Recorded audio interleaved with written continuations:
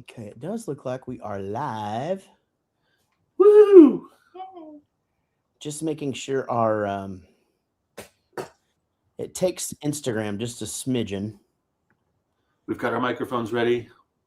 Yes, you guys are. So people will start popping up on the thing, and then you should be able to see in the comments. Hopefully, some people will comment as well. I hate that Linus guy.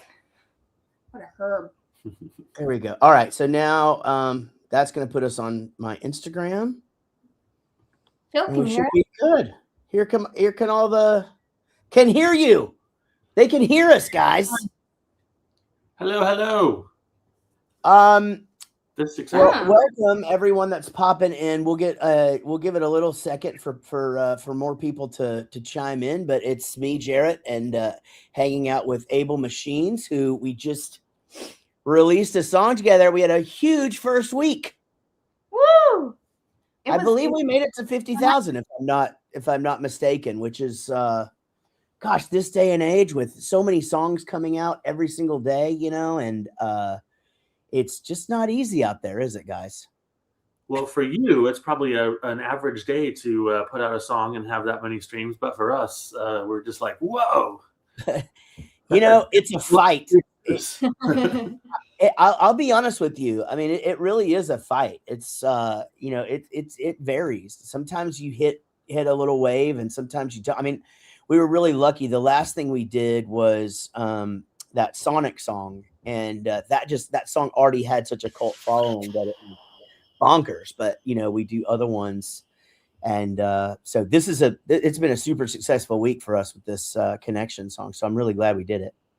Well, we're super grateful. Yeah, we're super grateful that you let us share the spotlight with you, because it's definitely put a lot of eyeballs on our band, and we've been working hard for years just trying to get attention. And we always get those comments from people like, you guys should be way huger than you are, and blah, blah, blah. And we're like, we're trying. Well, as I said, I think you guys are doing it right. I think just with playing the social media game is on, it's just the way that it is now, and a lot of younger bands, I say younger bands, and I don't mean in age. I mean, just like, newer bands or whatever, they don't like it. But let's just talk a little bit about, this is a cool project for me because, so for those of you who are just joining us, Bowling for Soup and Able Machines did a song together called Connection. It's a cover song. And it's really cool for me to be able to do something with Linus. Linus has been Bowling for Soup's producer since 2008. And we've written a lot of songs together. We have a band together called Jaret. We had a record label together, but it's not often we get to just, do something together musically. And so you've got your band Able Machines, and we were able to make this collab happen, and it's just been awesome. It's been a fun fusion of, Bowling for Soup and Able Machines obviously are in different kind of ends of the spectrum musically. So it was really fun to kind of see how it would meld together. And I think it actually is it encapsulates both of our sounds pretty well. Yeah, I agree. By the way, that's Tay. For those of you who don't know, and she and Linus have been in a band now. Gosh, what, 5 or 6 years, guys? 7. Has it been? Wow. Yeah, we started. I think in May it'll be 7. Yeah, in May it'll be 7, which is so crazy because it literally still feels like we're brand new. But yeah, we have 2 albums, we have 2 EPs. We've been putting out videos, and just it's crazy. What do you always say? It's a hard way to make an easy living. Yeah.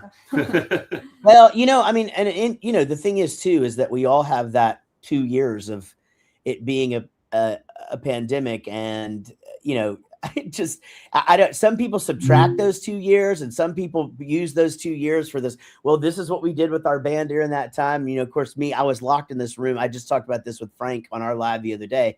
I was locked literally in this room for 2 years. I redid this room 3 times during the pandemic, just like, okay, I'm fucking sick of it, and I rearranged it. But Tay, we're getting a lot of comments on how good our voices sound together. Yeah, I like how I think Linus, I don't know what magic you did with the production of that, but no, you guys just sound great together. It was perfect, and the song idea was Jaret's, And as soon as he said it, we both went like, "Oh yeah, we could hear how that would work," and it just worked out great. What's funny is I think Jaret's voice is higher than your voice Tay's. is higher, yeah. That's well, Kelly and I ran into that.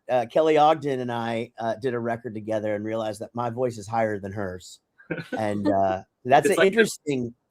It's like that song that remember that band Fun or whatever, and that guy Nate or whatever did that song with Pink. It was like a duet, and then like in the middle, he's like going higher than she is, and you're just like, whoa. Yeah. That's you in this song. That's me. I gotta say, I love. I always feel like my voice is very rounded, and in the pop punk world, your voices are so pointy. Yeah. So it does like have a nice balance to it sonically. Yeah, we're that Linus. That's a Linus description. Linus that has actually infiltrated. That's the pointy thing has infiltrated the pop punk world. Like we all say we have pointy voices now, and all of that started with Linus's description of mine and Perry's voice. Back in 2008, 2009 when we were first making our first record together, and yeah, it's such a good description too, because it'll be, well, my voice is really thin. No, your voice isn't thin; it's pointy. Oh, okay. Well, I actually purchased a special like vintage microphone because it like rounds out pointy voices. Because pretty much everyone I record has pointy voices, so I was just like, I gotta get this mic. SM7 too. Like those of you with pointy voices, man, don't sleep on the original SM7. It's I do everything on this fucking thing. And when we were recording Sorry for Partying, Perry showed up to do gang vocals, and so we were all in front of the mic with our pointy voices. And I think Peter was commenting that we all had the same voice. Everybody sounded the same. I remember I had this idea of me, you, Perry, and Mitch Allen starting a super group because we all have the same pointy voice. It's a super group of dudes that sound exactly the same, Well, that's happened a couple of times on Jaret where like people can't tell who's singing what or whatever, except you pronounce your R's very hard and I pronounce them very softly. You're very English and I'm very R. I'm very pirate. I'm very Tay, I think one of the coolest things about you guys is your visuals, and it's just going back to like some of those early videos you did where you made the crystal ball suit and the costuming in the video. Why am I thinking the one with the truck and the girl? What am I thinking? Narcissist. Our first real video. Yeah, and I mean, just you guys are you're so good at this costume, and I think what a lot of people don't probably realize is that you guys, you dove into this head first and just started making your own. You do all those videos yourself. We do. We've definitely come apart. Like we look back at some of our older videos and we're like, wow, we would have done this so differently before we knew how to color treat and really edit or do special effects or anything like that. But yeah, we just like learned by doing basically. But even like when we go back and look at like Narcissist, I don't know if we could recreate that. It's stylized though, as yeah, like the things that we look at technically that we could do better actually make the video what it is. Like, you know what I mean? So like those things sort of work out sometimes, the happy accidents, and you know that from making music and visuals, and just like some things just organically happen magically, and you're just like, this is even better than I thought it was going to be. This connection video case in point, because we had the idea and it just turned out to be just cooler tan we imagined. We had low expectations on purpose. I mean, we wanted it to be kitschy and silly and goofy. I mean, he's an alien, but it actually turned out more cinematic than I think we were expecting it to turn out. So I think, just watching how y'all did it, like I had no idea that you guys actually set up a green screen in Linus's kitchen and like had the spaceship on a little stick flying through there, and again, that's impressive to me. And you guys, you've started making videos for other people too, because you made which a friend of mine told me the best song he's ever heard my There Is You video you guys made, and that turned out really good.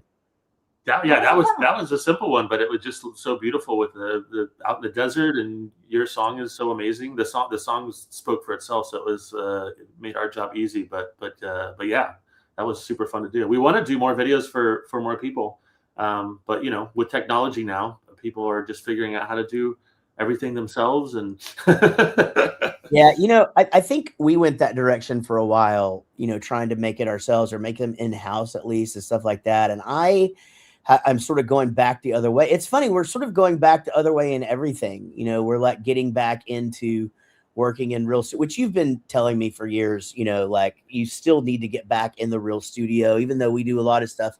I do a lot of stuff here. You do a lot of stuff there, but we've always, you know, you and I try to get in the studio and do our drums and our bass and some of our basic tracks in the real studio, just to kind of, if nothing else, just to have that experience and the vibe. And to me, there's just something about making a video with somebody else and having somebody else's eyes there and you can just sort of focus on your performance and all of that. And so making that video with you was eye-opening. And then the last couple of videos that we did with Scott Felix for Bowling for Soup too. So that's our plan anyway for this new record, is to get out there and actually do some videos. I believe you guys are gonna make one for us. So I'm excited about that. And I mean, seriously, can't say enough how cool you guys are to work with, because you're a very good yin and yang. You know, you can tell one of you's thinking about one thing and one's thinking about the other. And you know, we're arguing the whole time. We are. Tay's picking those huge stickers off of my pants. Remember those things I got into like a patch of stickers or some shit. These things are like this big and they're just yeah. And at least yeah. you didn't have to tweeze it out of your ass like right. Yeah. What was it? What video was that? That was on Hope It Hurts. Yeah, Hope It Hurts video.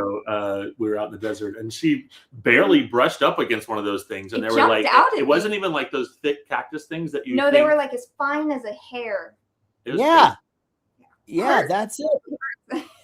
Yeah, like, that's. You were tweezing them. I was tweezing them. If you're just joining us, guys, there's a lot of people that are popping in on Instagram.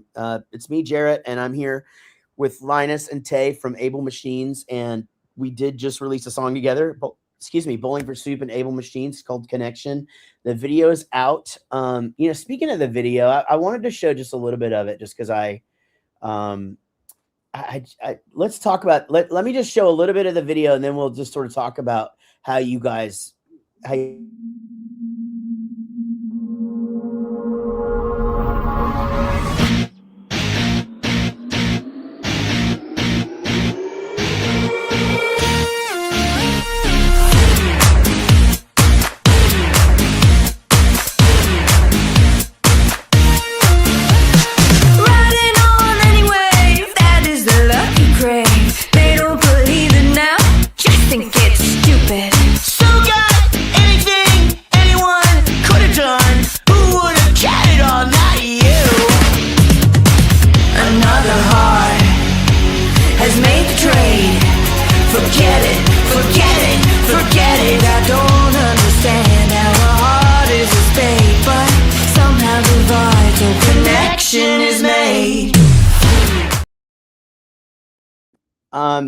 You know, there's so much already happening in that video. You guys were to accomplish it. So, and I think, you know, it's, again, that spaceship thing, they handmade that. And then you found the location for all the computer screens, and all those are green screens. And I literally filmed my part in my kitchen and against a white wall. And you guys were able to put that in there. And then, for those of you who haven't seen it, if you look really close, you'll see little Easter eggs of Rob and Gary pop into the screens. And but once again, Tay, I didn't finish my thought earlier, but it just, the costuming you do is just so cool. Is that something that you were into before the band?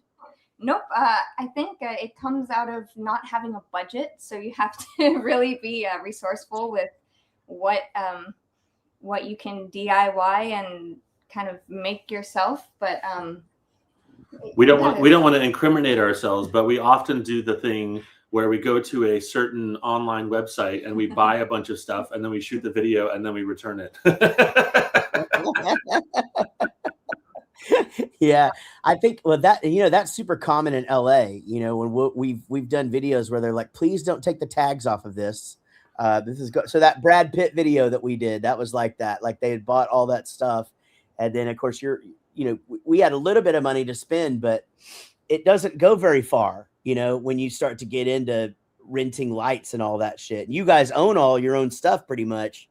Yeah, we literally shot this whole video for like $400 basically. Yeah, and that's been an investment in your band, right? I mean, like that again. I think that up and coming bands is one thing that you could learn, and I preach this all the time, is that like everybody should learn something else. So like you're in a band, there should be a guy that knows accounting and business. There should be a guy that knows graphic design, and by guy I just mean human.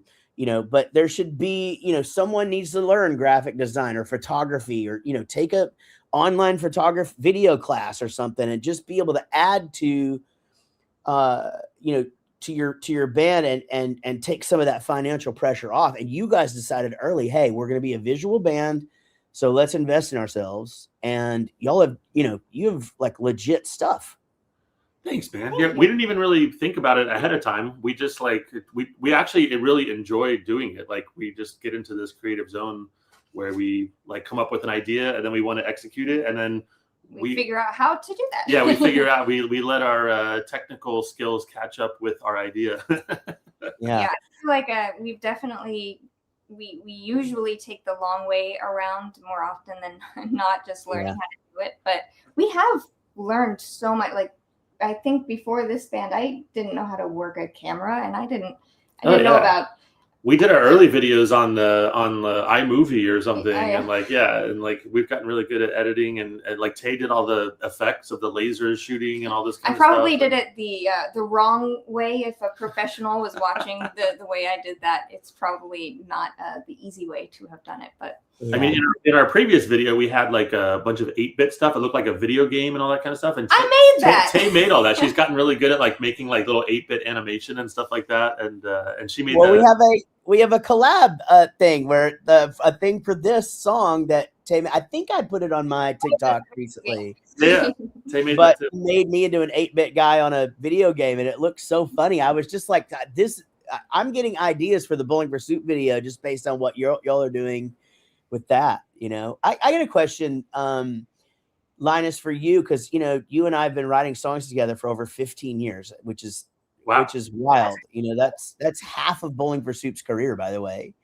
And we've written songs for a lot of other bands, a lot of artists, a lot of just fun shit, and obviously a lot. But I wonder, like, what's different about the process with Tay, having like a partner and being in a band, and is the songwriting process any different, or is it pretty much, you're still just doing the thing you do?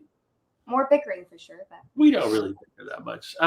It's pretty streamlined. I mean, usually we have a pretty solid idea of what we're trying to write, and I don't know. I mean, Tay lives not too far from here, so our house has just become our nice little. I call it our house. My house has become this nice little creative like oasis. Everything's just so easy because she just comes over and we edit some videos, we make some content, we write some songs, we do some recording, and so like we're just constantly just doing creative stuff.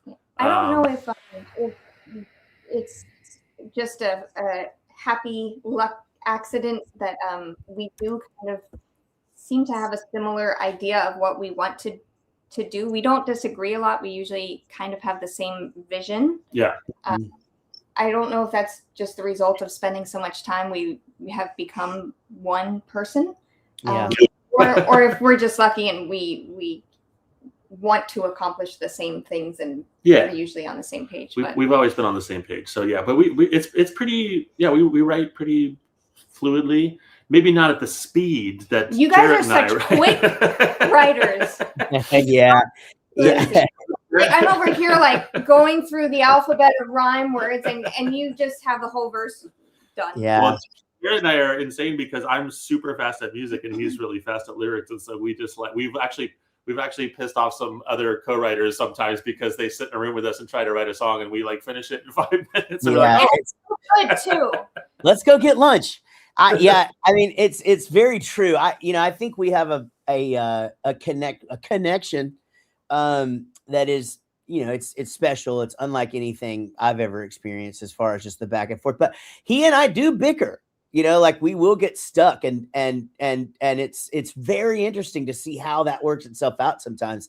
And obviously it's all in, just trying to make the best song, but man, we got stuck on the bar line when we were writing that country song, and man, we were probably stuck on that for like an hour and a half, and we were both so frustrated and just like, let's just get the fuck out of here, but that never happens. We're just so fast. And I'm very, very lucky to have found a part. I don't know if you know this, Tay, but when Linus and I first met, we wrote the first day, we wrote 3 songs and demoed them in one day.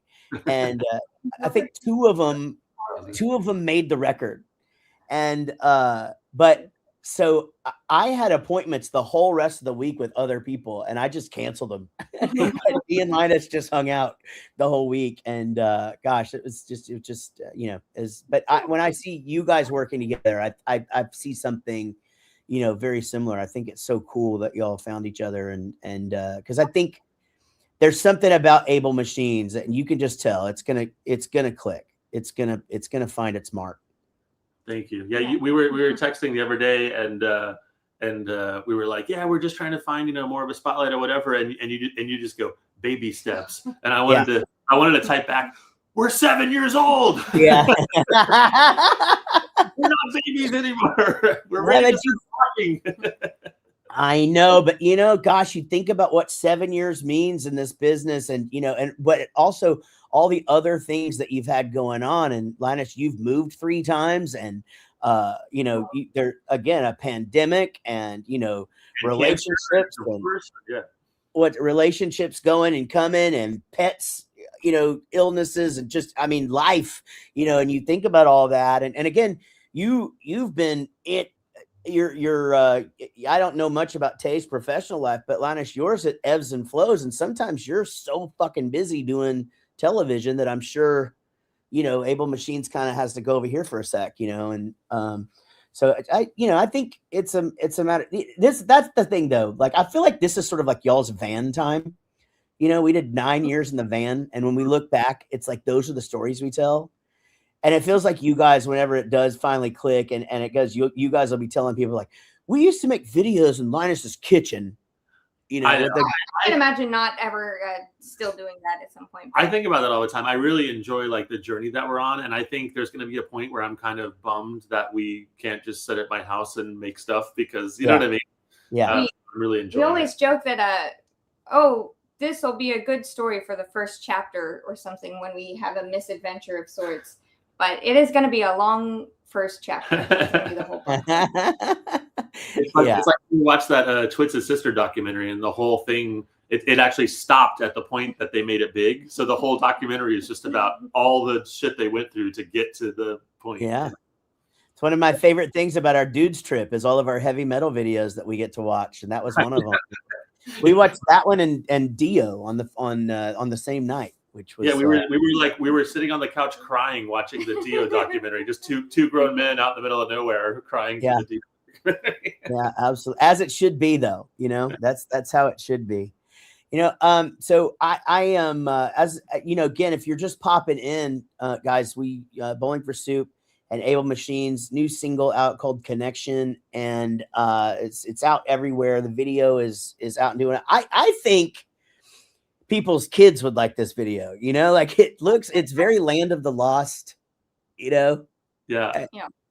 And then, so, we've actually talked about, making a sequel to this. So we'll see where that ends up, guys. Because the characters are so funny, and like I've had some people like we're playing a show with this band in a couple of weeks, and the guy texted me, he's like, "You better show up as Gorman." yeah, that would be funny if you came out as because you do wear silly stuff sometimes, don't you? Yeah, It's I so mean, silly, yeah. well, usually I don't know. The last couple bands I've been in, I kind of enjoyed just being the weird guy in the back, you know, like And now just you're the wearing, weird guy in the alien mask. So yeah, I like wearing costumes and just being the not the focus or whatever. So like Yeah. so yeah, it's kind of fun. At this point, I have a closet full of wigs and costumes, and it's pretty hilarious. you have quite the You collection. guys, it's a fight, to get out there and get shows and get tours and stuff like that. I mean, so is that how do you work on the live show? I mean, is it just like, man, we just need to play as often as we can and wherever we can?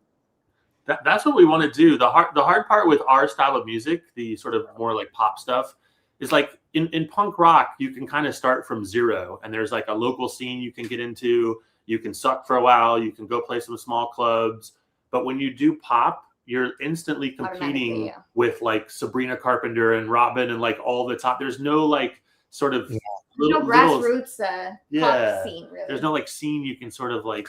So that's the hardest part. So like sometimes we do play shows and then they're either too small or too big, or like what we really want to be doing is just opening up for a bigger act that's sort of in our similar genre where we can go out and win over crowds. We did play a show opening up for this band called Ozma, and they did like a reunion show at the Troubadour, and it was sold out, and they asked us to play. And it was so great because we played in front of a sold out audience and everything worked like how it was supposed to. People were coming up to us. They were buying merch. They were saying, we love your band. They were following us on Instagram. It was like, it just showed us that like, if we get in front of people, people will like it. But the hardest part is just getting in front of people because there's just so many, the politics of the music business and so many bands now, and just trying to struggle for attention and find that band that wants to just like take us out and show us, because we're not quite at the point yet where a band taking us out is going to benefit them very much. You know what I mean? Right. So aside from knowing us. Yeah, aside from hanging out with us. And just well, and I think another thing too, though, is that, live music in that sort of early area is so hard. I mean, even for punk bands, I mean, that, again, there's a lot of DIY stuff that happens, and that is still a thing. And I'm very thankful for that, for the kids that are coming up doing what I do. But,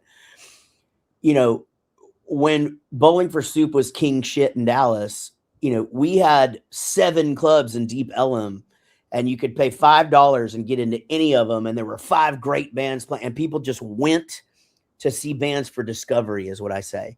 And that doesn't exist anymore. People, people will go see a band, but they go and see that band.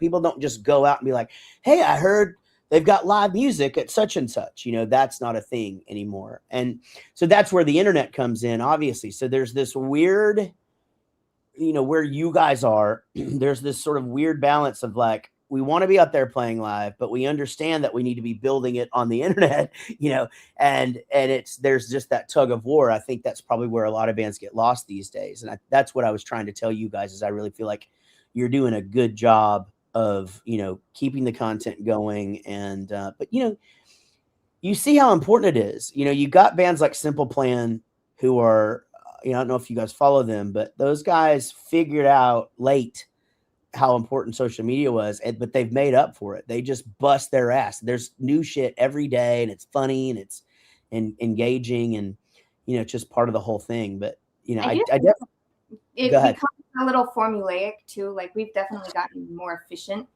in content. Yeah, she'll come over and we'll make like 4 things in a day and just edit them together, and then we have enough to post for a couple of weeks, whatever. We've gotten pretty good at it. But the hard part is like not getting just sucked into the content trap. Quantity balance that is. Well, also just like we got, so like last year we were trying some different stuff. We're like, hey, let's stream on Twitch, let's do all this kind of stuff, and we sort of got so into all the content and other stuff that you sort of forget, oh, we need to be making new music and like putting out more singles and stuff like that. So that's kind of It is amazing how small of a percentage the actual music of being a musician is these days. Yeah. There's so many other aspects, especially when you're an indie band or an indie artist. You do everything. You do the videos, the visuals, the content, the the finances, the managing, the everything. So there are so many other things to focus on aside from the actual point of it. Yeah, I edit video more than I make music now. Easy. It's and that's the thing. And it's very frustrating too. I'm sure you guys probably more than me get this, because you guys do spend a lot of time and making sure that your content is looks good and all that shit. But my things, I'll spend 2 hours on one and nobody watches it, and then I do a flat hair Jaret looking at a fucking globe, and 100,000 people watch it, and it's just like, I can't figure this out, and it's we're being gatekeeped. Is that a word? We're being gatekeeping. I don't know, but the algorithm and all that shit is just where only certain things are getting out there, whatever. I feel like the more music based my post is, the less people are allowed to see it, and so frustrating, because it's like more and more you get now too. Yeah, it's just like more and more you get to that thing where you're just like, why can't just all the people that want to see my shit see my shit? So it's like you're leaving Indiana. Hey, what's up, James? Shout out to Indiana. You're leaving Indiana and you get a text going, hey, when are you guys coming to Indiana? And you're like, ah! I've literally been posting about it every day for the last 2 months. I thought I was being annoying, and then you didn't see it.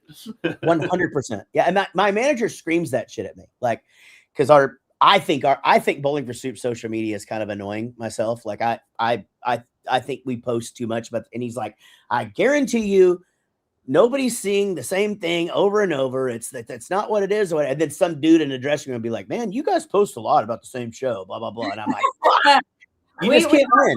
Not one of those people that were like, oh, same song again? Same song again? It's like, yeah, that's how TikTok works. You literally have to post the same song every day for 30 days pretty much to get anyone to even pay attention to it. I mean, but if I like a song, I don't mind seeing this, you know what I mean? Like when that band Wet Leg came out, they were posting that fucking Shays Lounge song for say that one more time. I don't know what the fuck it was called, for like 6 months. But like I love that song, and every time it came on, I'd just be sitting there like, this is good. I will give people credit that I actually feel like there is some understanding and sympathy for when they see the same video from an artist over and over again. They get it. They get what we're trying to do, because they're on board and they're along for the ride, and they see that it's really fucking hard. But. Yeah. They've also seen the success stories. So I think that's another reason, is they've been educated now. Like I feel like it's less annoying because you've seen bands like the Paradox, Games We Play, and these are in my genre. So it's funny because that you probably don't even know who I'm talking about. And I do. Okay, so but like I didn't know who you were talking about because that band isn't on my radar. But like Games We Play, Paradox, 408, like these bands did that same song every day, different video, blah blah blah. Now all these bands have like, they're getting big tours, they're on Warped Tour. They've seen that, and it all started here, where we are right now. And so it does go to show you that it does work. It's such a love-hate relationship. Like we do get to reach people that, even 10 years ago, we wouldn't have been able to conceptualize how to even do that. And we don't have a label. We're just doing it ourselves. So it's amazing to have that global potential reach. Yeah. It's just really fucking hard to reach it. But it's even harder when you can't figure out why something works. Like we have that song Narcissist that has over 1 million streams, but we didn't really have anything to do with that. Like we just put it out, and we had one video of us actually playing in that living room right there. We were just doing a live version of it.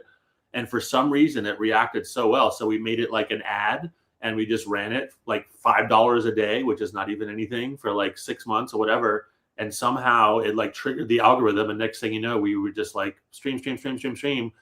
But then we tried to duplicate that and put out and do a similar video for other songs, and it didn't work. And we were just like, is it the lighting is slightly different? Or we did that one during the day and we filmed this one at night, and we're just like trying to figure out. I think and what like, it is the universe has a sense of humor. She's a sarcastic.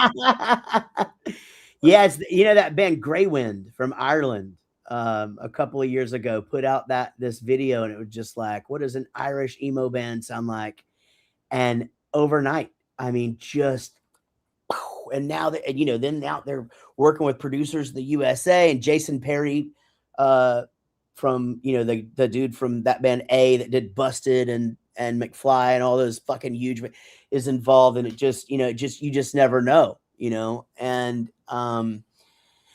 you know, it's one of those things where it's crazy, and then it's like, does it translate, right? So like some of those, I think that's the other big deal now, is like, you know, we don't really have that measure yet. You know, it's we don't really know if these bands, if this online presence, does that translate? Do people go out and see? So we've taken a few bands out. We took Adam and his Metal Hawks out, and it seemed like that there were people there to see them at the tours or whatever. But to me, that's the thing, is like, okay, if I find this success on these platforms, are people going to leave their house, or are we back to the same old problem?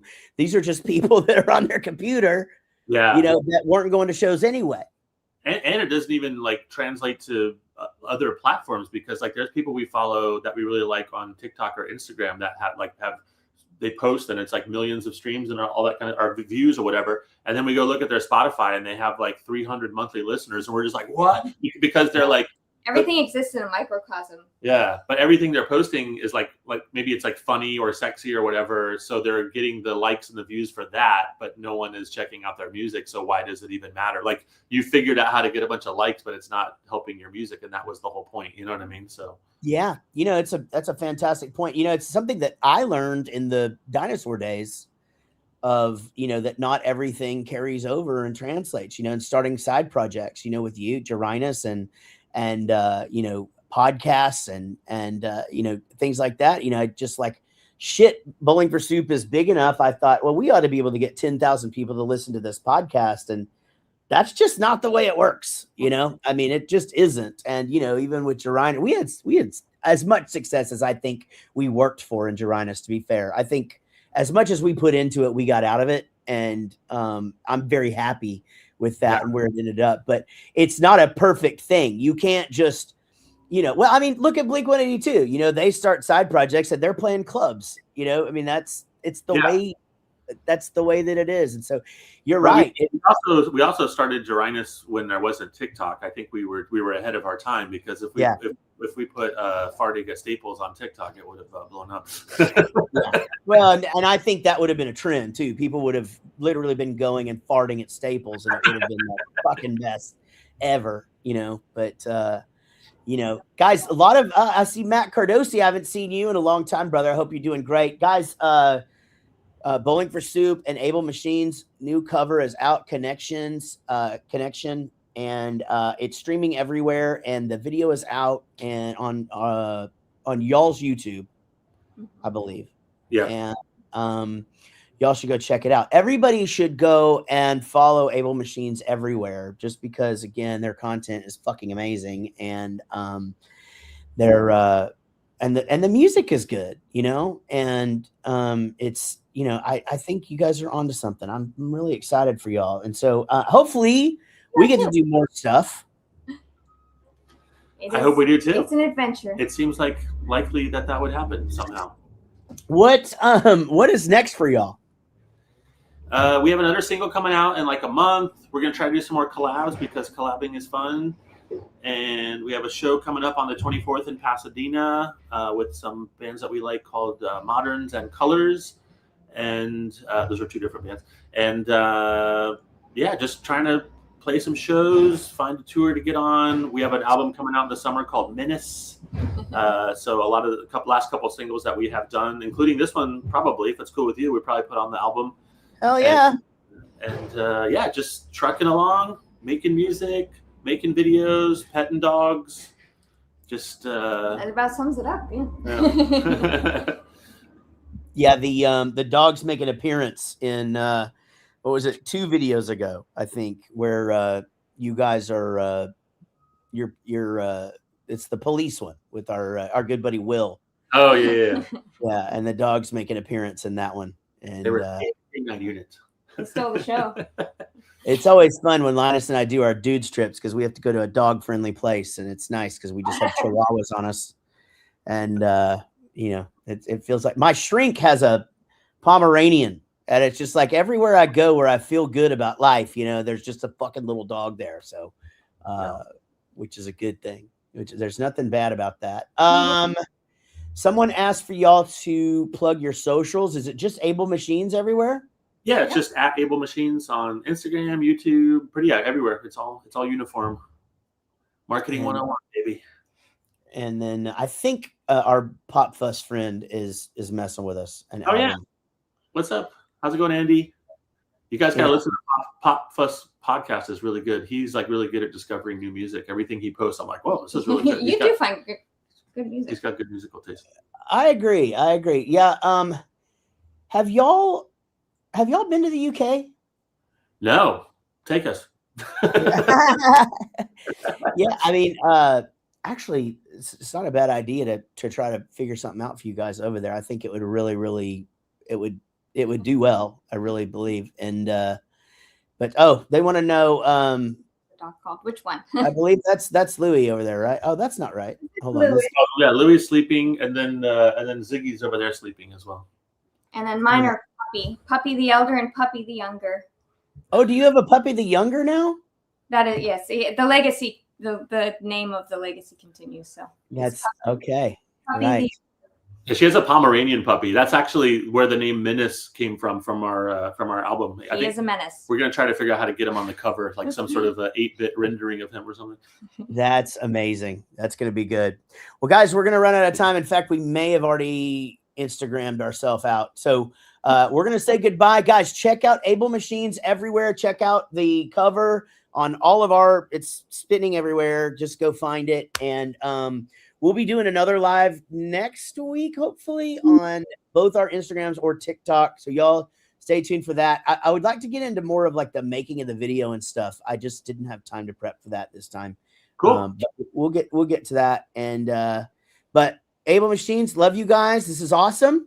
Thank you for having us. Thank you for sharing your spotlight with us, and thank you for just helping us out in general. You help out a lot of new and up and coming bands, and sometimes you don't get the appreciation and credit that you deserve for doing that. We appreciate you. So we definitely don't take that for granted, and we appreciate it, and we love you. We love you. That's right. I love you guys, and everybody. We love everybody. Thank you guys for See y'all soon. All right.